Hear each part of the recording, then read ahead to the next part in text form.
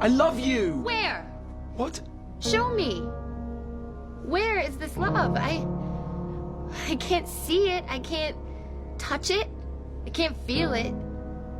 I can hear it. I can hear some words.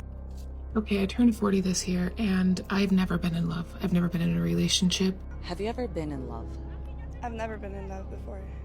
I've actually never been in a relationship. I think that as soon as someone starts liking me, I mentally can't accept it, so I kind of just run away. I just get like a very strong physical ick if someone expresses like that they're into me. I like them until they like me. Yeah. Do you think there's like a bit of fear around closeness with someone? I think so. I think maybe I just get freaked out with the concept of attachment to someone. Modern women enjoy greater independence and opportunities than ever before. Many women find themselves grappling with a paradox. Despite having more freedom and choices, they often feeling disconnection and dissatisfaction in their romantic lives. Modern women have evolved, heavily influenced by feminist movements advocating for autonomy and self-fulfillment. As women carve out their own paths, the objective of finding a partner can sometimes feel secondary to personal ambitions. Prioritizing their careers and personal development often results in missed opportunities for experiencing love and intimacy at a younger age. Modern relationships often come with heightened expectations of emotional resilience and independence. This cultural emphasis can create a barrier to vulnerability, where women may hesitate to fully engage in love for fear of being hurt or rejected. Cutting off communication without explanation, fear of commitment. Social media platforms can distort perceptions of ideal relationships. The lives presented online often set unrealistic standards, leading to dissatisfaction with one's own romantic life and fostering a sense of inadequacy. Relationships showcased through social media can lead to a performative mindset where women may focus more on maintaining an image rather than fostering genuine connections. While independence is empowering, it can also foster a mindset that views relationships as potential distractions rather than partnerships that enhance life. The result may be a cycle where love is deprioritized in favor of self-sufficiency, ultimately leading to isolation. Many women engage in fleeting romantic encounter rather than nurturing lasting connections. Hot take, but I don't think you should feel bad if you've never had a boyfriend and you're in your 20s. Because take me, for example. I am 24 and I have never had a boyfriend. There were definitely times where I would feel really shitty about the fact that I've never had a boyfriend. And more recently, I've been trying to do some introspective work and kind of figure out why exactly I felt like that. And not to toot my own horn, but I think I'm great. And I know whenever the time does come, I will be a phenomenal partner. I'm fun, I'm motivated, I can pay my own bills, and seemingly every guy I've ever been with thinks the same thing and says the same thing. So why is it that I've never had a boyfriend? But then again, the more I think about it, I don't think I want to be in a relationship. Who's to say when is a good time to be in a relationship or when is too late to be in a relationship? I am 24.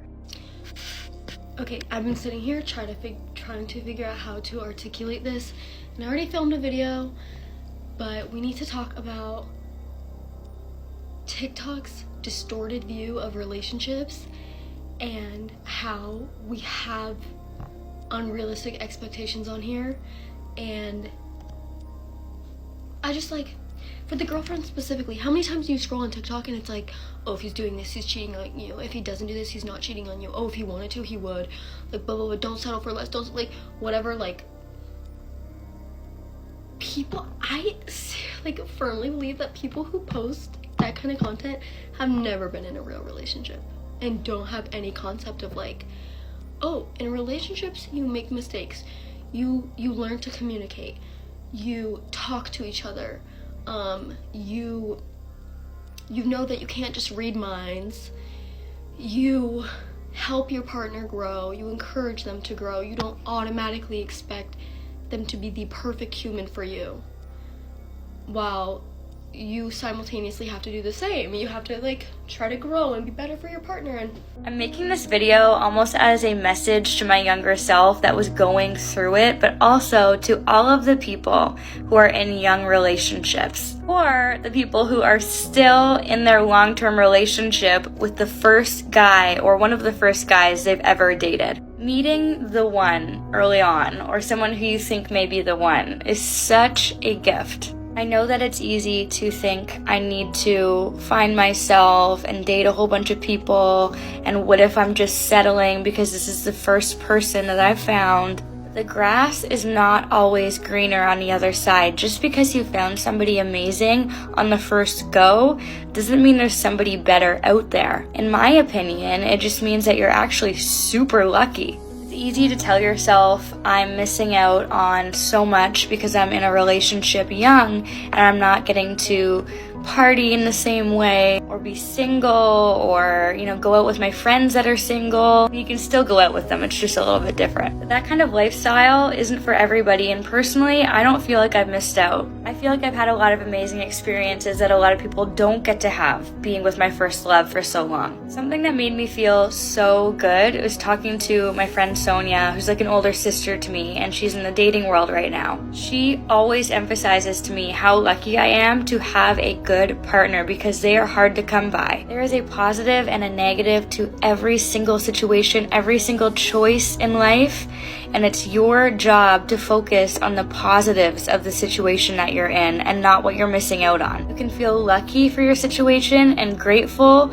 or you can feel like you're missing out. It is totally up to you.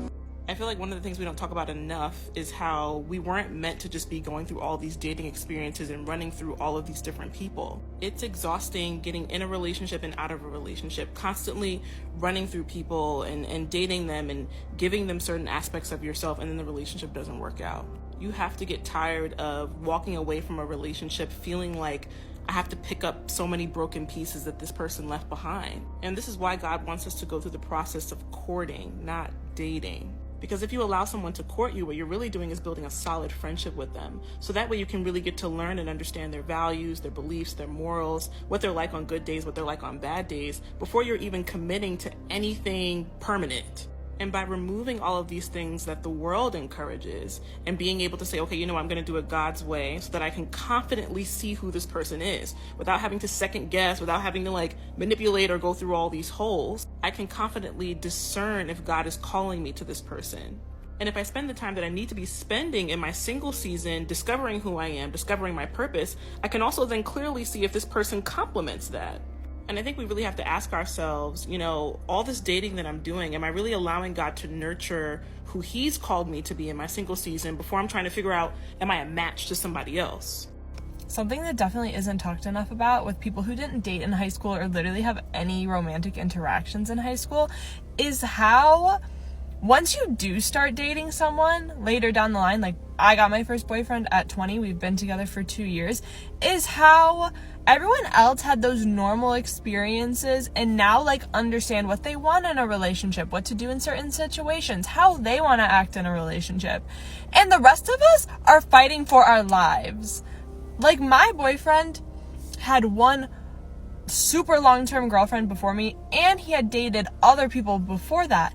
So by the time he got to me, he was like, okay, I know what I want. I know how to handle certain situations. And then I'm even to this day, sometimes I'm like, I don't know how to handle this situation. And I feel like it's crazy because it's I just feel so far behind, even though it doesn't matter. It's just wild to me.